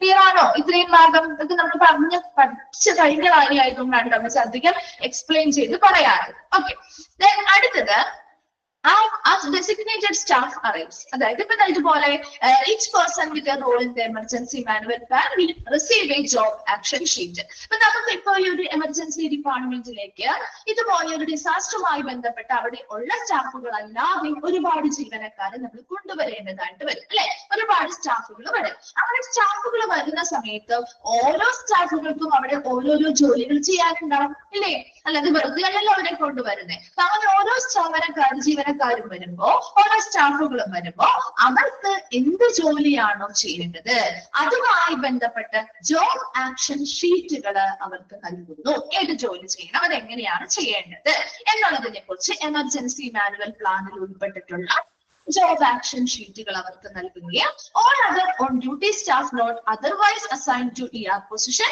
should remain in their department. അപ്പൊ ഇവിടേക്ക് നമ്മൾ അസൈൻ ചെയ്തിട്ടുള്ള കുറച്ച് വെച്ചിട്ടുള്ളവരുണ്ടാവും, ഓൾറെഡി ആ ഒരു കാഷ്വാലിറ്റിയിൽ വർക്ക് ചെയ്യുന്നവരും ഉണ്ടാവും. അതല്ലാതെ കുറെ പേര് പുറമേ ഇല്ലേ ഇവിടെ, അതായത് ഇവിടേക്ക് നിയോഗിച്ചിട്ടില്ലാത്ത കുറെ പേരില്ലേ, അവരവരുടെ പൊസിഷനിൽ തന്നെ നിൽക്കുന്നത്. അവരൊന്നും ഈ ഒരു ഡിപ്പാർട്ട്മെന്റിലേക്ക് വരേണ്ട കാര്യമില്ല. അവരുടെ ഡിപ്പാർട്ട്മെന്റിൽ എന്താണോ അവർ നോർമൽ ഫംഗ്ഷൻ ചെയ്തുകൊണ്ടിരുന്നത്, നോർമൽ ഓപ്പറേഷൻസ് അതൊക്കെ അവിടെ ചെയ്യാം.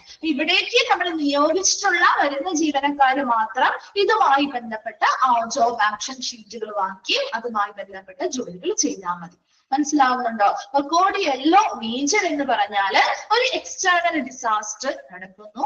ആ എക്സ്റ്റേണൽ ഡിസാസ്റ്ററുമായി ബന്ധപ്പെട്ട് നമ്മുടെ ഹോസ്പിറ്റലിലേക്ക് ഒരു എക്സസ് എമൗണ്ട് ഓഫ് പേഷ്യൻസ് വരികയും ചെയ്യുന്ന ഒരു കണ്ടീഷനാണ് കോഡ് യെല്ലോ മേജർ ആക്ടിവേറ്റ് ചെയ്യുന്ന കണ്ടീഷൻ. അപ്പൊ ആ സമയത്ത് കൃത്യമായിട്ടുള്ള എമർജൻസി ആക്ഷൻ പ്ലാനുകൾ നമ്മൾ എന്ത് ചെയ്യണം, നടപ്പിലാക്കണം. അതിനുവേണ്ടി കൃത്യമായ അറിയിപ്പുകൾ കൊടുക്കുന്നു. അങ്ങനെയുള്ള അലേർട്ടുകളിലൂടെ എല്ലാ ഡിപ്പാർട്ട്മെന്റുകളെയും ഇത് അലേർട്ടിലൂടെ അറിയിക്കുകയും ആ ഡിപ്പാർട്ട്മെന്റുകളെല്ലാം അവരുടേതായിട്ടുള്ള സ്പെസിഫിക് ആയിട്ടുള്ള ഡിസാസ്റ്റർ മാനുവൽ പ്ലാനുകൾ ആക്ടിവേറ്റ് ചെയ്യിക്കുന്നു. അങ്ങനെ ആക്ടിവേറ്റ് ചെയ്ത് അത് എന്താണ് ബന്ധപ്പെട്ട ആളുകൾക്ക് CMO അതിനുള്ള റിപ്പോർട്ടുകൾ കൊടുക്കുന്നു. അതുപോലെ തന്നെ ഇടയ്ക്കിടയ്ക്ക് ഈ ഒരു എമർജൻസി റൂമുമായി ബന്ധപ്പെട്ട് അല്ലെങ്കിൽ ആ ഒരു കാഷ്വാലിറ്റിയുമായി ബന്ധപ്പെട്ട് കൃത്യമായിട്ടുള്ള പരിശോധനകൾ നടത്തുന്നു. അവിടുത്തെ ഫെസിലിറ്റികൾ മതിയോ, അവിടുത്തെ എന്താണ് സാധനങ്ങൾ സപ്ലൈ ചെയ്യാൻ മതിയാവുമോ, അതുപോലെ അവിടുത്തെ ജീവനക്കാർ മതിയാവുമോ, ആവശ്യമുണ്ടോ ഇനി ആളുകളെ എന്നൊക്കെ പരിശോധിച്ചു കഴിഞ്ഞാൽ ഇതിലൂടെ എന്തെങ്കിലുമൊക്കെ കുറവുകൾ കാണുകയാണെങ്കിൽ അതിന് ഇതുപോലെ അവിടുത്തെ കോർഡിനേറ്റേഴ്സിനോടോ ഇൻചാർജിലുള്ളവരോടോ അല്ലെങ്കിൽ ഓരോ ഡിപ്പാർട്ട്മെന്റുകളോടോ ഇത് അറിയിക്കുകയും ആവശ്യമാണെങ്കിൽ നമ്മുടെ ഡിപ്പാർട്ട്മെന്റുകൾ എന്ത് ചെയ്യുന്നു, കുറച്ച് എക്സ്ട്രാ സ്റ്റാഫുകളെ ഈ ഒരു എമർജൻസി റൂമിലേക്ക് വിട്ടു നൽകുകയും ചെയ്യുന്നു. അങ്ങനെ വിട്ടുകൊടുക്കുന്ന അല്ലെങ്കിൽ പുതിയതായിട്ട് വരുന്ന അല്ലെങ്കിൽ ഓൾറെഡി അവിടെ കാഷ്വാലിറ്റിയിൽ വർക്ക് ചെയ്യുന്ന ജീവനക്കാർക്ക് ഈ ഒരു ഓരോരുത്തരും എന്ത് ജോലിയാണോ അവർ ചെയ്യേണ്ടത് അതുമായി ബന്ധപ്പെട്ട ജോബ് ആക്ഷൻ ഷീറ്റുകൾ അവർക്ക് കിട്ടുകയും അതിലൂടെ അവർ ചെയ്യുന്ന ഓരോ ജോലികളും കൃത്യമായിട്ട് പറഞ്ഞിട്ടുണ്ടാവും, അത് അവരവിടെ ചെയ്യുകയും ചെയ്യുന്നു. ഇനി മറ്റ് ഡ്യൂട്ടി സ്റ്റാഫുകൾ ഇവിടെ ഇതിൽ ഉൾപ്പെടാത്ത മറ്റ് ഡ്യൂട്ടി സ്റ്റാഫുകൾ ഉണ്ടെങ്കിൽ അവർ ഈ ഒരു പൊസിഷൻ അല്ലെങ്കിൽ ഈ ഒരു എമർജൻസി റൂം പൊസിഷനിലേക്ക് വരുന്ന ആളുകളല്ല. അതുകൊണ്ട് തന്നെ അവർ അവരുടേതായ ഡിപ്പാർട്ട്മെന്റുകളിലെ നോർമൽ പ്രവർത്തനങ്ങൾ തന്നെ ചെയ്താൽ മതിയാവും. ക്ലിയർ ആണോ? കോഡ് യെല്ലോ മേജർ ക്ലിയർ ആണോ? വേഗം ഒന്ന് വായിച്ചു നോക്കിയേ.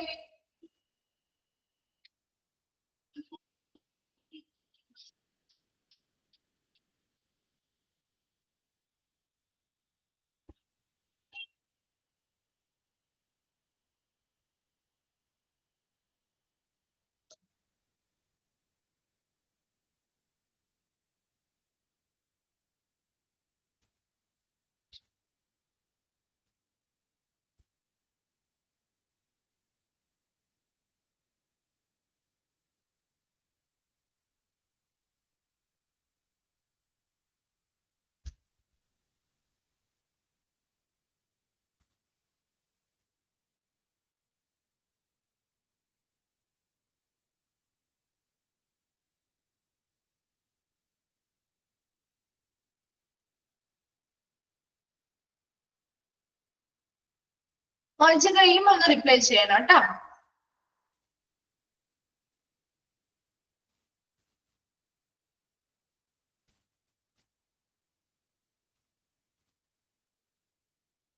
ക്ലിയർ ആണോ? നെക്സ്റ്റ് വണ്ണിലേക്ക് പോവാം. ഓക്കെ, നെക്സ്റ്റ് വരുന്നതാണ് കോഡ് വയലറ്റ്.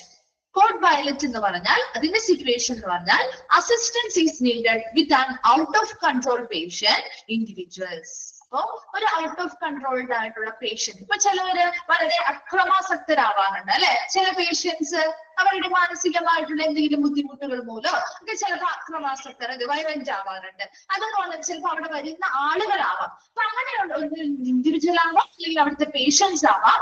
ഔട്ട് ഓഫ് കൺട്രോളിലുള്ള അങ്ങനെയുള്ള പേഷ്യൻസ് ഉണ്ടെങ്കിൽ അപ്പൊ ആ ഒരു സിറ്റുവേഷൻ നമുക്കൊരു സഹായം ആവശ്യമാണ് എങ്കിൽ അപ്പോൾ ആക്ടിവേറ്റ് ചെയ്യുന്ന കോഡാണ് കോഡ് വയലറ്റ്. നോക്കി നോട്ട് ചെയ്യാനുള്ളത് പ്രത്യേകമായിട്ട് ശ്രദ്ധിക്കേണ്ട ഒരു കാര്യമുണ്ട്.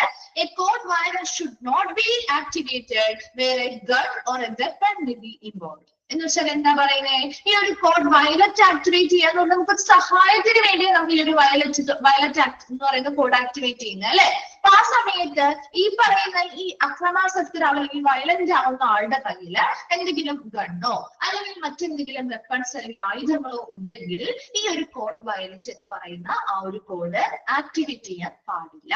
കാരണം എന്താ, എന്തുകൊണ്ട് അത് ആക്ടിവേറ്റ് ചെയ്യാൻ പാടില്ല എന്ന് പറയുന്നത്? എന്തുകൊണ്ടാണ് ആക്ടിവേറ്റ് ചെയ്യാൻ പാടില്ല എന്ന് പറയുന്നത്? എന്തായിരിക്കും? ഒന്നുമില്ലേ? അതിന് വേറെ കോഡാണ്. എന്നാലും ഇവിടെ ഇങ്ങനെ ഒരു കോഡ് വന്നു കഴിഞ്ഞാൽ അല്ലെങ്കിൽ ഇങ്ങനെ ഒരു സിറ്റുവേഷൻ വന്നു കഴിഞ്ഞാൽ എന്തുകൊണ്ടാണ് അവിടെ ഒരു വയലറ്റ് ആക്ടിവേറ്റ് ചെയ്യാൻ പാടില്ല എന്ന് പറയുന്നത്? എന്തുകൊണ്ടാണ് പ്രത്യേകം അവിടെ നോട്ട് ചെയ്ത് പറഞ്ഞിരിക്കുന്നത്? എന്തുകൊണ്ടായിരിക്കാം?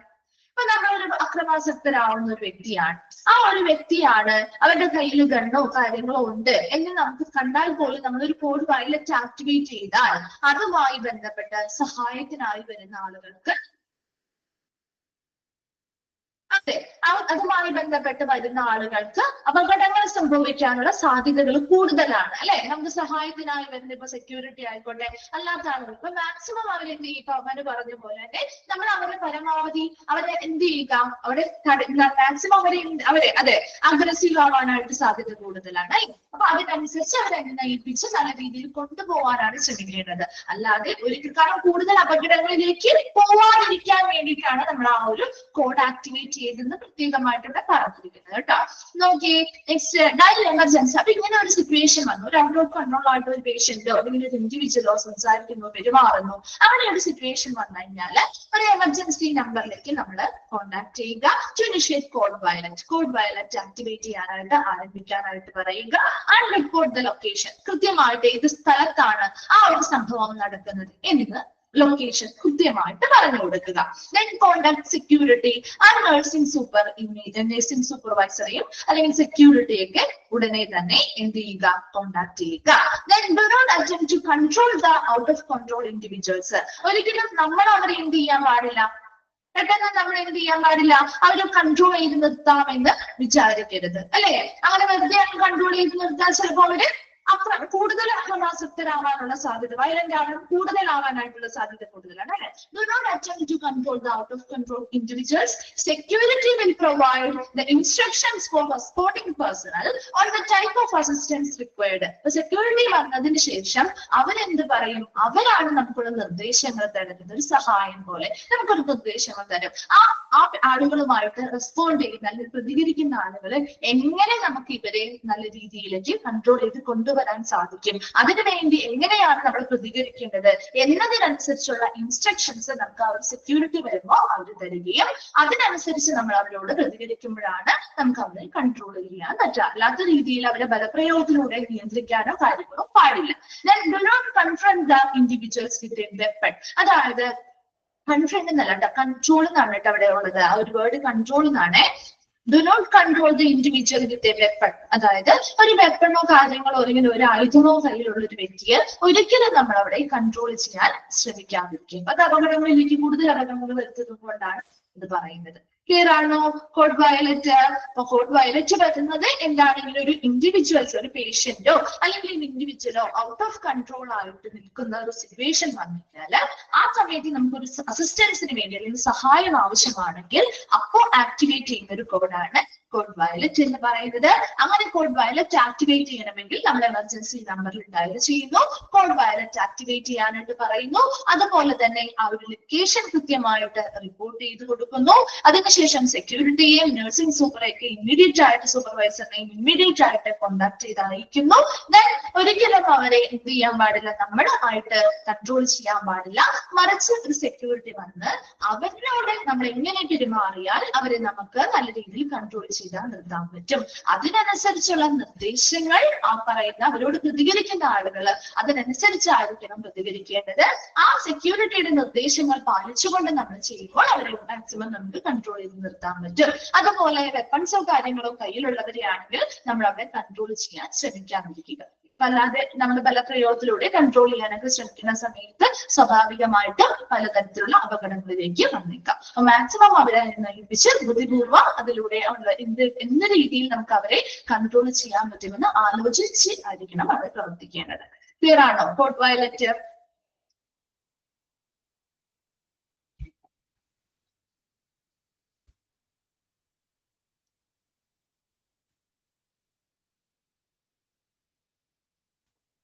ഓക്കെ ആണോ? ക്ലിയർ ആണോ? നെക്സ്റ്റ് വൺ പറയാം.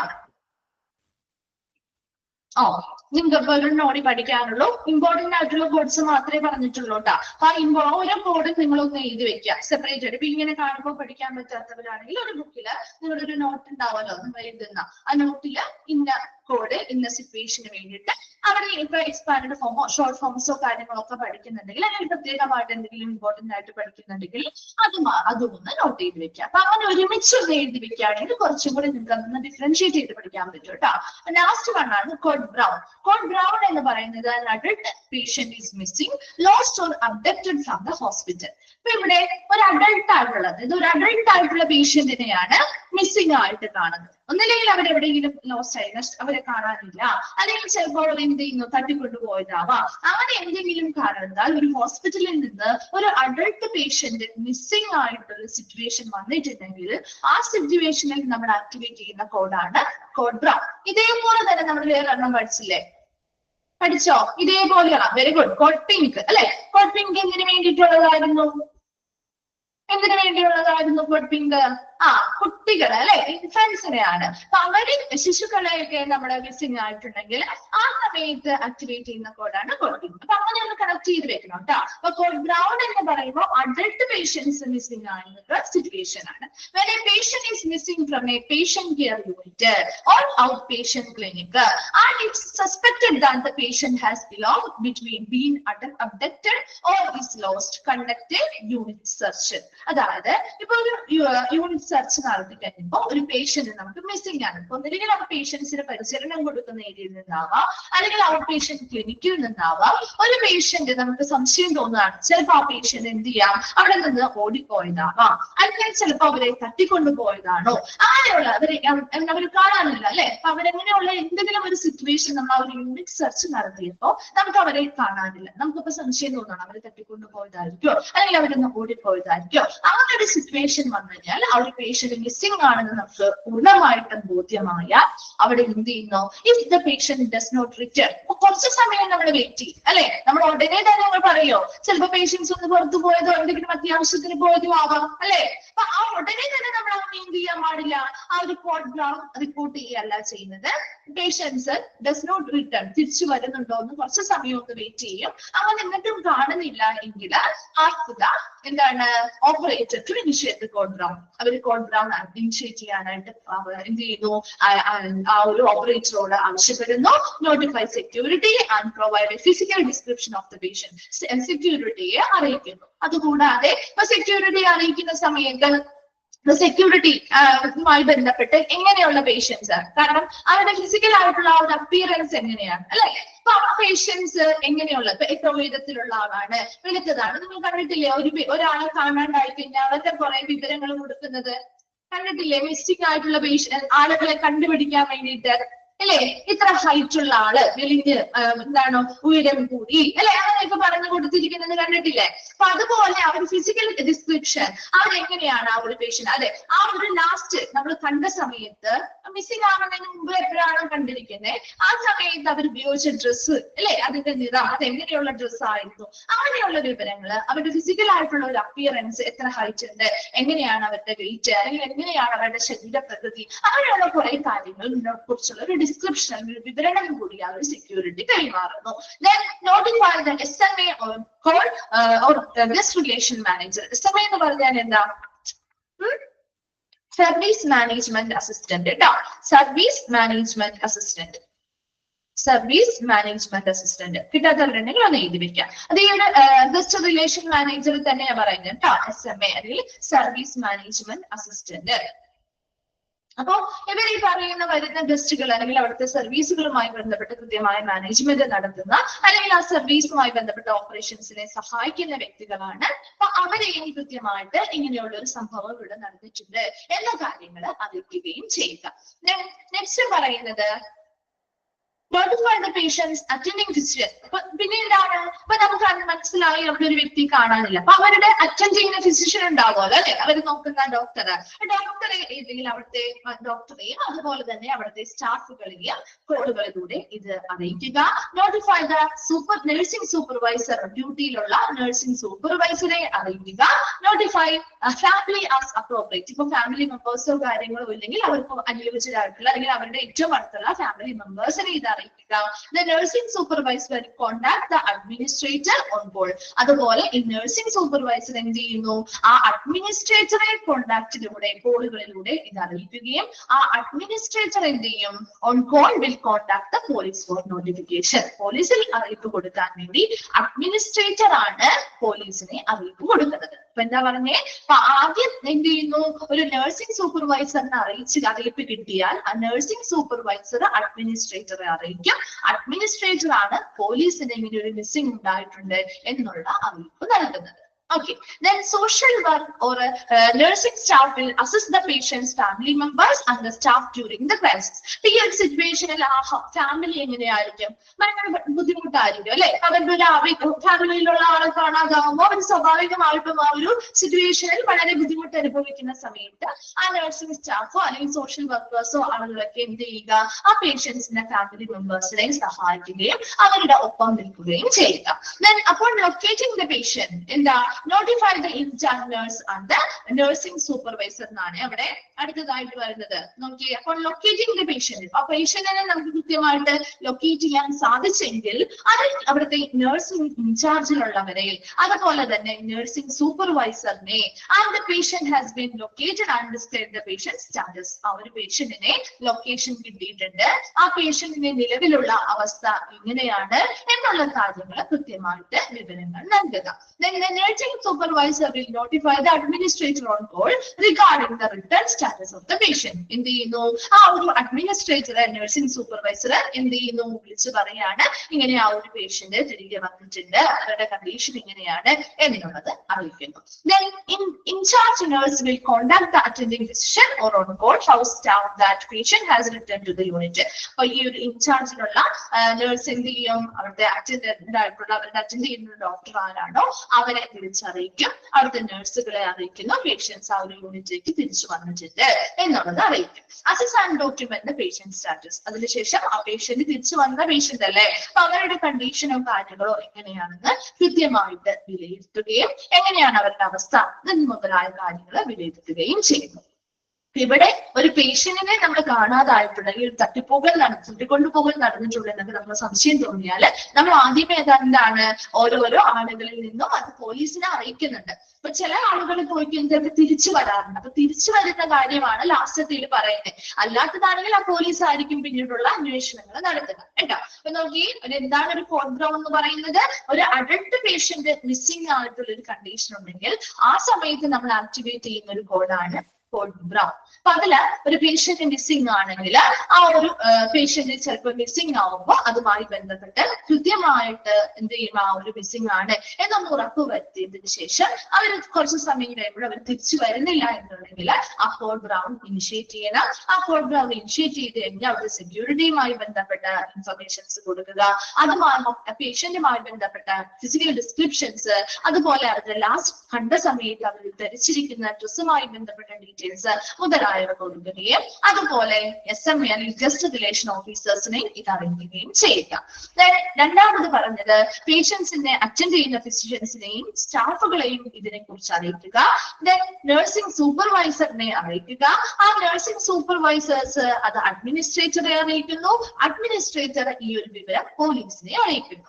ഇനി ഈ ഒരു ക്രൈസിസ് നടക്കുന്ന സമയത്ത് ആ ഒരു ഫാമിലിയുടെ കൂടെ സോഷ്യൽ വർക്കേഴ്സോ അല്ലെങ്കിൽ നഴ്സിംഗ് സ്റ്റാഫുകളോ എപ്പോഴും അവരെ ഈ ഒരു സിറ്റുവേഷനിൽ നിന്നും ഒരു ഹെൽപ്പ് പോലെ അവരുടെ കൂടെ ഉണ്ടായിരിക്കണം. ഇനി ഈ പേഷ്യൻസിന്റെ ലൊക്കേഷൻ എവിടെയാണെന്ന് കൃത്യമായിട്ട് മനസ്സിലായി, അല്ലെങ്കിൽ ആ പേഷ്യന്റ് തിരിച്ചു വന്നു എന്ന് വിചാരിക്കുക. അപ്പൊ അങ്ങനെയാണെങ്കിൽ ആ ഒരു ഇൻചാർജിലുള്ള നഴ്സിംഗ് സ്റ്റാഫുകൾ എന്ത് ചെയ്യണം, കൃത്യമായിട്ട് നഴ്സിംഗ് സൂപ്പർവൈസറിനെയും അവർ അറ്റൻഡ് ചെയ്യുന്ന ഡോക്ടറെയും മറ്റ് സ്റ്റാഫുകളെയും എല്ലാം ഈ ഒരു തിരിച്ചു വന്ന അവരുടെ റിട്ടേൺ സ്റ്റാറ്റസ് കൃത്യമായിട്ട് അറിയിക്കുക. അതുപോലെ തന്നെ അഡ്മിനിസ്ട്രേറ്റേഴ്സ് അതുപോലെ എല്ലാവരെയും അതുമായി ബന്ധപ്പെട്ട വിവരങ്ങൾ അറിയിക്കുക. ഇനി ആ സ്റ്റാഫ് അവിടെ തിരിച്ചു വന്ന ആളുടെ ആ ഒരു ഫിസിക്കൽ കണ്ടീഷനും കാര്യങ്ങളും എങ്ങനെയുണ്ട് എന്ന് കൃത്യമായിട്ട് പരിശോധിക്കുകയും ചെയ്യുക. ക്ലിയർ ആണോ? കോഡ് ബ്രൗൺ ഓക്കെ ആണോ? ഓക്കെ, അപ്പൊ നമ്മുടെ ഈ ഒരു ചാപ്റ്റർ കംപ്ലീറ്റ് ആയി കേട്ടോ. ഡിസാസ്റ്റർ മാനേജ്മെന്റ് എന്ന് പറയുന്ന ഒരു വലിയ ചാപ്റ്റർ ആയിരുന്നു. പക്ഷെ നമുക്ക് നിങ്ങൾക്ക് എളുപ്പമല്ലേ, പഠിക്കാൻ പറ്റുന്ന ഒരു ചാപ്റ്റർ അല്ലേ, ഒരുപാട് ബുദ്ധിമുട്ടായിട്ടുള്ളതൊന്നും പറയുന്നില്ല. നമ്മൾ കേട്ടിട്ടുള്ള കാര്യങ്ങളാണ് അല്ലെ. ഒരു ഡിസാസ്റ്റർ വരുമ്പോൾ എന്ത് ചെയ്യണം, ഓൾമോസ്റ്റ് കുറെ കാര്യങ്ങൾ നമുക്ക് അറിയാവുന്നതാണ് അല്ലെ. പാടാണോ? വയലറ്റ് വയലറ്റ് എന്ന് പറഞ്ഞാല് ഒരു ഔട്ട് ഓഫ് കൺട്രോൾ, അതായത് അക്രമാസക്തരായിട്ടുള്ള ഒരു പേഷ്യന്റോ അല്ലെങ്കിൽ ഇൻഡിവിജ്വൽ ഒക്കെ ഒരുപാട് വയലന്റ് ആവുന്ന കണ്ടീഷൻസ് ഒക്കെ വരാറില്ലേ, ആ സമയത്ത് നമ്മുടെ സഹായത്തിന് വേണ്ടി ആക്ടിവേറ്റ് ചെയ്യുന്ന ഒരു കോഡാണ് കോഡ് വയലറ്റ് എന്ന് പറയുന്നത്. അതൊരു എമർജൻസി, അങ്ങനെ ഒരു സിറ്റുവേഷൻ വന്നാൽ ഉടനെ തന്നെ എമർജൻസി നമ്പറിലേക്ക് വിളിക്കുകയും അതുമായി ബന്ധപ്പെട്ട് കോഡ് വയലറ്റ് ആക്ടിവേറ്റ് ചെയ്യാൻ പറയുകയും അതുപോലെ അവിടുത്തെ സെക്യൂരിറ്റീസ് ആ ഒരു സിറ്റുവേഷൻ നടക്കുന്ന ലൊക്കേഷൻ ഏതാണ് അത് കൃത്യമായിട്ട് പറഞ്ഞു കൊടുക്കുന്നു. സെക്യൂരിറ്റിയെയും നഴ്സിംഗ് സൂപ്പർവൈസേഴ്സിനെയും ഇത് ഇമ്മീഡിയറ്റ് ആയിട്ട് കോൺടാക്റ്റിലൂടെ അറിയിക്കുകയും ചെയ്യും. അതുപോലെ ഇവരെ നമ്മൾ എന്ത് ചെയ്യാൻ പാടില്ല, സെക്യൂരിറ്റി ആരെങ്കിലും വരുന്നതിന് മുൻപ് നമ്മൾ അവരെ കൺട്രോൾ ബലപ്രയോഗത്തിലൂടെ ഒന്നും കൺട്രോൾ ചെയ്യാൻ പാടില്ല.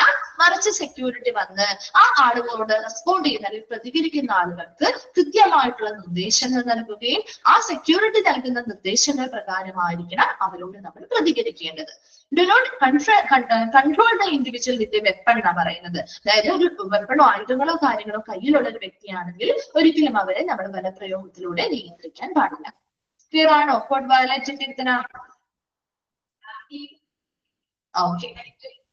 അപ്പൊ നമ്മുടെ ഡിസാസ്റ്റർ മാനേജ്മെന്റ് എന്ന് പറയുന്ന ചാപ്റ്റർ കഴിഞ്ഞു. അപ്പൊ മിസ് നെക്സ്റ്റ് ഒരു ചാപ്റ്റർ സ്റ്റാർട്ട് ചെയ്യാണ് കേട്ടോ. Next chapter basics of computer, 11th chapter ആണ്, 4th മോഡ്യൂളിലാണ് കേട്ടോ. Basics of computers.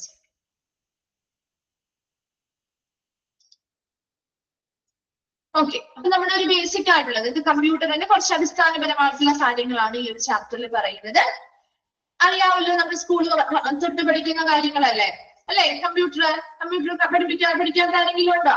ബേസിക് ആയിട്ടുള്ള കാര്യങ്ങൾ നമ്മൾ എല്ലാം പഠിക്കുന്നതാണ് അല്ലെ? എല്ലാവരും പഠിച്ചിട്ടുണ്ടാവും. നമ്മുടെ സ്കൂളുകളിൽ മുതലേ പഠിക്കുന്ന ബേസിക് ആയിട്ടുള്ള കാര്യങ്ങളാണ്. എന്തൊക്കെയാണ്, എന്താണ് ഒരു CPU, എന്താണ് ഒരു മെമ്മറി അല്ലെ, എന്താണ് ഒരു ഇൻപുട്ട് ഔട്ട്പുട്ട് ഡിവൈസുകൾ, ഇങ്ങനെയുള്ള കാര്യങ്ങളൊക്കെ നമ്മൾ പഠിച്ചിട്ടുണ്ടല്ലോ. അപ്പൊ അങ്ങനെയുള്ള കാര്യങ്ങളൊക്കെ തന്നെയാണ് പറയുന്നത്. അതുപോലെ തന്നെ പഠിച്ചിട്ടുണ്ടോ ഓപ്പറേറ്റിംഗ് സിസ്റ്റംസ്, അതുപോലെ സോഫ്റ്റ്വെയർ പ്രോഗ്രാമുകൾ, MS Excel, MS Word, MS PowerPoint പഠിച്ചിട്ടുണ്ടോ? ഇതൊക്കെ അന്നാണ് ഓൾറെഡി നമ്മൾ 10th പഠിച്ചതാണല്ലോ അല്ലെ?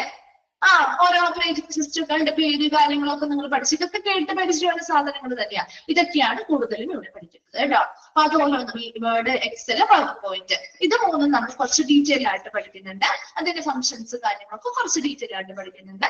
മറ്റു കാര്യങ്ങളൊക്കെ ജസ്റ്റ് ജനറൽ ആയിട്ട് ഒരു അടിസ്ഥാനപരമായിട്ടുള്ള ഡീറ്റെയിൽസ് മാത്രമേ ഈ ഒരു ചാപ്റ്ററിൽ പോകുന്നുള്ളൂ. ഈ ഒരു ചാപ്റ്റർ പഠിക്കുന്നതിന്റെ ഉദ്ദേശം എന്താ? എന്തിനാ നമ്മൾ ഒരു ഹോസ്പിറ്റൽ അഡ്മിനിസ്ട്രേഷൻ പഠിക്കുമ്പോൾ ഒരു കമ്പ്യൂട്ടറിന്റെ ബേസിക്സ് പഠിക്കുന്നത് ആവശ്യമുണ്ടോ? എന്തെങ്കിലും ആവശ്യമുണ്ടോ? എന്താണ് ആവശ്യം? എന്താണ് ആവശ്യം? ഇപ്പൊ നമുക്കറിയാം, ഏതൊരു സ്ഥാപനത്തിൽ നമ്മളിപ്പോ ജോലിക്ക് പോയാലും അവർ ആദ്യം ചോദിക്കുന്നത് എന്താ? എത്ര യോഗ്യതയുണ്ട് എന്ന് നമ്മൾ പറഞ്ഞാലും അവരൊരു ചോദ്യം ചോദിക്കും അല്ലെ? കമ്പ്യൂട്ടറൈസ്ഡ് ആണല്ല അല്ലെ? അതുകൊണ്ട് തന്നെ കമ്പ്യൂട്ടറിൽ ബേസിക് ആയിട്ടുള്ള ഒരു പരിജ്ഞാനമുണ്ടോ എന്ന് ചോദിക്കാറില്ലേ അല്ലെ? അതുകൊണ്ട് തന്നെ മിക്ക ആളുകളും ഇപ്പോ നമ്മുടെ കോഴ്സ് കഴിഞ്ഞാലും അതിന്റെ കൂടെ ആണെങ്കിലും ഒക്കെ കമ്പ്യൂട്ടർ കോഴ്സുകൾ കൂടി ചെയ്യാറുണ്ട് അല്ലെ? നമ്മുടെ ഹോസ്പിറ്റൽ അഡ്മിനിസ്ട്രേഷനുമായി ബന്ധപ്പെട്ടും നമ്മുടെ ഹോസ്പിറ്റൽ എല്ലാ ഡേറ്റാസും റെക്കോർഡുകളും കാര്യങ്ങളും ഒക്കെ നമ്മൾ കമ്പ്യൂട്ടറൈസ്ഡ് ആയിക്കൊണ്ടിരിക്കുകയാണ് അല്ലെ? അപ്പൊ അങ്ങനെയുള്ളപ്പോ നമ്മൾ അവിടെ സ്ഥാപനത്തിൽ വർക്ക് ചെയ്യാൻ പോകുമ്പോൾ ഒരു അടിസ്ഥാനപരമായിട്ട് അതിനെക്കുറിച്ച് ഓരോ വേർഡ്സിനെ കുറിച്ച് ഓരോ കാര്യങ്ങളും എന്താണെന്നുള്ളൊരു അടിസ്ഥാനപരമായിട്ടുള്ള ഒരു വിവരം നമുക്കുണ്ടായിരിക്കണം അല്ലെ? അതിന് വേണ്ടിയിട്ടാണ് ഈ ഒരു ബേസിക്സ് ഓഫ് കമ്പ്യൂട്ടർ എന്ന് പറയുന്ന ഒരു ചാപ്റ്റർ കൊടുത്തിരിക്കുന്നത് കേട്ടെ. ഓക്കെ, നമുക്ക് സ്റ്റാർട്ട് ചെയ്യാം. ഓക്കെ ആണോ? നോക്കിയേ, ഫസ്റ്റ് വൺ പറയുന്നത് ഫണ്ടമെന്റൽസ് ഓഫ് കമ്പ്യൂട്ടർ, കമ്പ്യൂട്ടറിന്റെ അടിസ്ഥാന തത്വങ്ങൾ. അപ്പൊ നമുക്കറിയാവുന്ന ഇൻട്രൊഡക്ഷൻ ഭാഗത്ത് നമുക്ക് അറിയാവുന്ന കാര്യങ്ങൾ തന്നെയാണ് പറയുന്നത്. The computers are electronic equipment that process and store digital data. നമ്മൾ ഇതിന്റെ കമ്പ്യൂട്ടറിനെ പറ്റി പറയുന്നതാണ്. കമ്പ്യൂട്ടർ എന്ന് പറയുന്നത് നമുക്കറിയാവുന്ന കാര്യമല്ലേ? ഒരു ഇലക്ട്രോണിക് എക്യുപ്മെന്റ് ആണ് അല്ലെ? ഒരു ഇലക്ട്രോണിക് ഉപകരണമാണ് കമ്പ്യൂട്ടർ അല്ലെ? that process and store digital data. Digital ഡേറ്റാസിനെ പ്രോസസ് ചെയ്യുകയും സ്റ്റോർ ചെയ്യുകയും ചെയ്യുന്ന ഒരു ഇലക്ട്രോണിക് ഉപകരണമാണ് computer. It consists of hardware and software components that work together to carry out various tasks. ഇതാണ് ഇതിൽ ഹാർഡ്വെയർസ് ഉണ്ട്. ഈ ടേംസ് ഒക്കെ നിങ്ങൾ കേട്ട് കാണും അല്ലെ? ഈ ഓരോ ടേംസും എന്താണെന്ന് നമ്മൾ താഴെ ഓരോന്നും പഠിക്കുന്നുണ്ട് കേട്ടോ. അപ്പൊ ജസ്റ്റ് ഇതൊന്ന് കേട്ടിരുത്താൻ മാത്രം മതി. ഓക്കെ, അപ്പൊ കൺസിസ്റ്റ് ഓഫ് ചിലർക്ക് ഹാർഡ്വെയർ എന്താണ്, ചിലർക്ക് സോഫ്റ്റ്വെയർ എന്താണെന്ന് നമുക്ക് അറിയില്ലായിരിക്കും. പോയി കാണാം. നിങ്ങൾ കുറച്ച് നാളായിട്ട് പഠിച്ചു കഴിഞ്ഞതാണെങ്കിൽ മറന്നു പോയിട്ടുണ്ടാവും. ഇപ്പൊ യൂസ് ചെയ്തുകൊണ്ടിരിക്കുന്നവർക്കാണെങ്കിൽ അറിയാൻ പറ്റും അല്ലെ. അപ്പൊ അതൊക്കെ നമ്മൾ ഡീറ്റെയിൽ ആയിട്ട് താഴെ പറയുന്നുണ്ട്. ഇപ്പൊ ജസ്റ്റ് ഒരു ഇൻട്രൊഡക്ഷൻ പോലെ പറയുന്നതാണ് കേട്ടോ. They consist of hardware and software components that work together to carry out various tasks. പല ടാസ്കുകൾ പല ജോലികൾ ചെയ്യാൻ വേണ്ടിയിട്ട് അവിടെ ഹാർഡ്വെയർസും ഉണ്ട് സോഫ്റ്റ്വെയർസും ഉണ്ട്. ഇവ രണ്ടും കൂടി ഒരുമിച്ച് പ്രവർത്തിച്ചുകൊണ്ടാണ് നമുക്ക് ആ ഒരു കമ്പ്യൂട്ടറുമായി ബന്ധപ്പെട്ട പല പ്രവർത്തികളും ചെയ്യാൻ സാധിക്കുന്നത്. Then the fundamental components of a computer consist of central processing unit.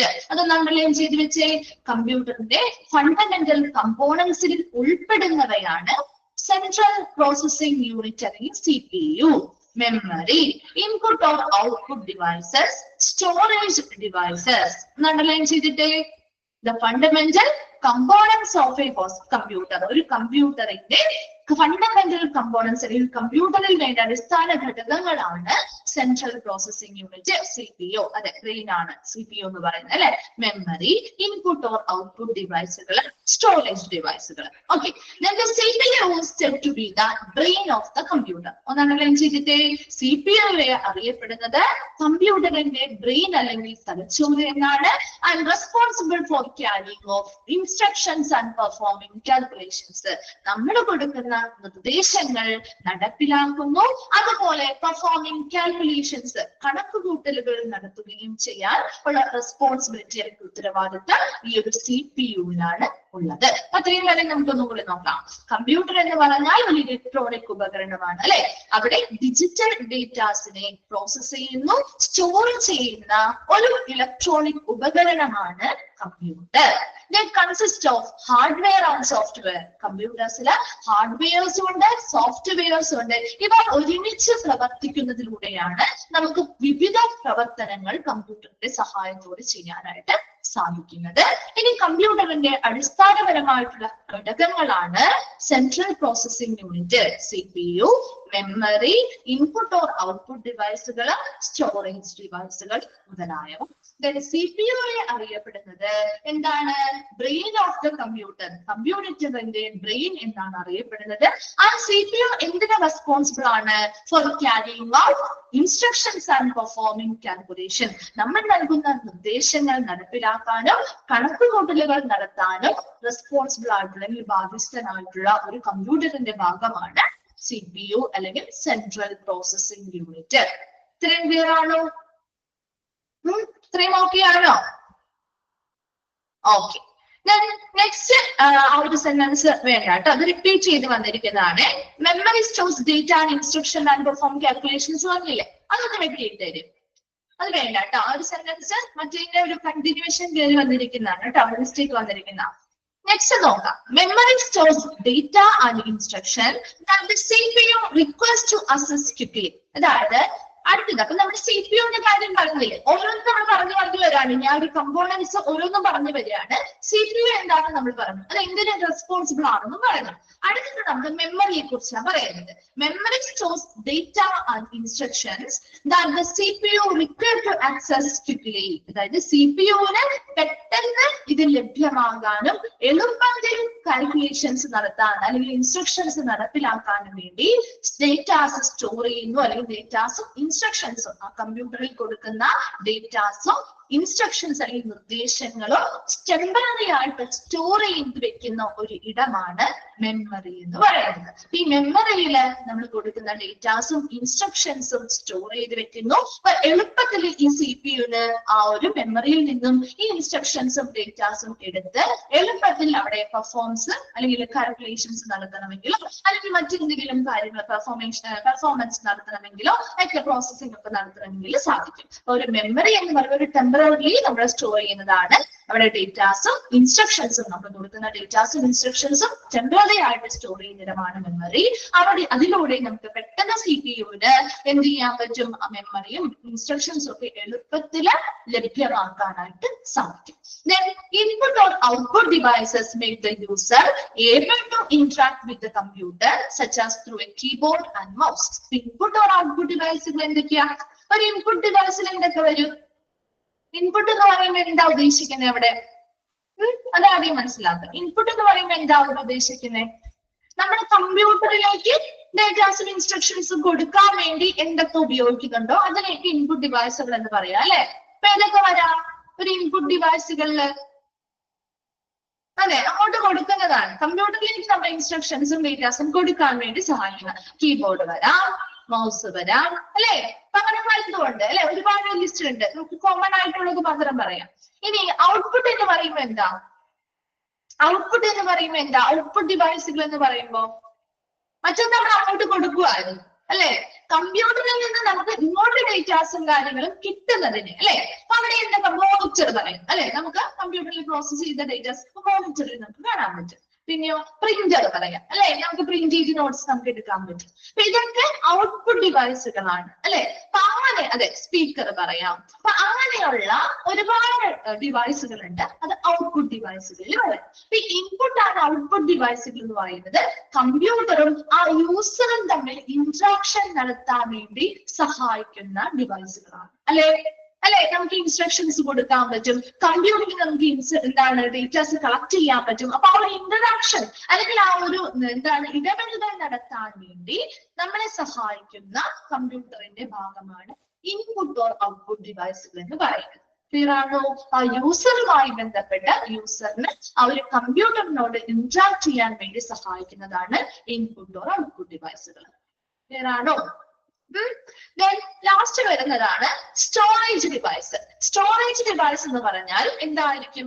Storage device stores data and program for long term യൂസിന്, ദീർഘകാല ഉപയോഗത്തിന് വേണ്ടി നമുക്ക് ഡേറ്റാസും പ്രോഗ്രാമുകളും ഒക്കെ സ്റ്റോർ ചെയ്ത് വെക്കാൻ പറ്റുന്ന ഡിവൈസുകളെയാണ് സ്റ്റോറേജ് ഡിവൈസുകൾ എന്ന് പറയുന്നത് അല്ലെ. അപ്പൊ സ്റ്റോറേജ് ഡിവൈസുകൾ സ്റ്റോറേജ് ഡിവൈസുകൾ എന്ന് പറയുമ്പോൾ നമ്മൾ അതിന് എക്സാമ്പിൾ ഒക്കെ പഠിക്കുന്നുണ്ട് കേട്ടോ. അപ്പൊ സമയത്ത് കുറച്ചും കൂടി ഡീറ്റെയിൽ ആയിട്ട് മിസ് പറയും കേട്ടോ. അപ്പൊ ഇത്രയും മനസ്സിലാക്കുക, ഒരു ദീർഘകാല യൂസിന് വേണ്ടിയിട്ട് നമുക്ക് ഡേറ്റാസും പ്രോഗ്രാംസും ഒക്കെ സ്റ്റോർ ചെയ്ത് വെക്കാൻ പറ്റുന്ന ഇടമാണ് സ്റ്റോറേജ് ഡിവൈസുകൾ എന്ന് പറയുന്നത്. Then operating systems and applications are software programs that allow the computer to perform specific tasks. ഈ ഓപ്പറേറ്റിംഗ് സിസ്റ്റംസ് ഒക്കെ കേട്ടിട്ടുണ്ടോ? ഏതൊക്കെയാണ്? നമ്മൾ പണ്ട് മുതലേ സ്കൂളിലൊക്കെ പഠിക്കുന്ന സമയത്ത് ഓപ്പറേറ്റിംഗ് സിസ്റ്റങ്ങളുടെ പേരൊക്കെ കേട്ടതാണല്ലോ. നമ്മൾ ആ ഒരു ഓപ്പറേറ്റിംഗ് സിസ്റ്റം ഉപയോഗിച്ചാണ് പ്രവർത്തിപ്പിക്കുന്നത് അല്ലെങ്കിൽ ടാസ്കുകൾ ചെയ്യുന്നത്. ഏതൊക്കെയാണ് ഓപ്പറേറ്റിംഗ് സിസ്റ്റം? സോഫ്റ്റ്വെയറുകളാണ് വേർഡ്, എക്സൽ എന്നൊക്കെ പറയുന്നത് അല്ലെ. ഓപ്പറേറ്റിംഗ് സിസ്റ്റം എന്ന് പറയുമ്പോൾ ഇതൊക്കെയാ വിൻഡോസ്, ലിനക്സ്, കേട്ടിട്ടില്ലേ ഈ പേരൊക്കെ? നമുക്ക് പരിചയമുള്ള പേരുകളല്ലേ ഇതൊക്കെ അല്ലെ. മറ്റൊന്നും നമ്മൾ അധികം കേട്ട് കാണില്ല, പക്ഷെ വിൻഡോസ്, ലിനക്സും അങ്ങനെയുള്ളതൊക്കെ കേട്ട് കാണും അല്ലെ. ഇങ്ങനെയുള്ള ഓപ്പറേറ്റിംഗ് സിസ്റ്റംസും മറ്റ് സോഫ്റ്റ്വെയർ ആപ്ലിക്കേഷൻസ് അല്ലെങ്കിൽ സോഫ്റ്റ്വെയർ പ്രോഗ്രാമുകളൊക്കെ ആപ്ലിക്കേഷൻസ് ഒക്കെ സോഫ്റ്റ്വെയർ പ്രോഗ്രാമുകളാണ്. അതിലൂടെ നമുക്ക് പല പല സ്പെസിഫിക് ടാസ്കുകൾ കമ്പ്യൂട്ടറിന്റെ സഹായത്തോടു കൂടി ചെയ്യാനായിട്ട് സാധിക്കും. അപ്പൊ ഫണ്ടമെന്റൽസ് ഓഫ് കമ്പ്യൂട്ടറിന്റെ അടിസ്ഥാന തത്വങ്ങളാണ് പറയുന്നത്. അതിൽ ഇമ്പോർട്ടന്റ് ആയിട്ടുള്ള അടിസ്ഥാന ഘടകങ്ങളാണ് നമ്മൾ പറയുന്നത്. അതിൽ CPU brain of the computer എന്നാണ് അറിയപ്പെടുന്നത്. അതുപോലെ മെമ്മറി എന്താന്ന് പറഞ്ഞു, ഇൻപുട്ട് ഓർ ഔട്ട്പുട്ട് ഡിവൈസുകൾ എന്താന്ന് പറഞ്ഞു, സ്റ്റോറേജ് ഡിവൈസ് എന്താന്ന് പറഞ്ഞു, ഓപ്പറേറ്റിംഗ് സിസ്റ്റംസും അതുപോലെ തന്നെ ആപ്ലിക്കേഷൻസും സോഫ്റ്റ്വെയർ പ്രോഗ്രാമുകളാണെന്ന് പറയും. ഇത്രയും ഒന്ന് നെക്സ്റ്റ് ക്ലാസ്സിൽ വരുമ്പോൾ വായിച്ചിട്ട് വരാം കേട്ടോ. ബാക്കി നമുക്ക് അടുത്ത ക്ലാസ്സിൽ എടുക്കാം. Thank you.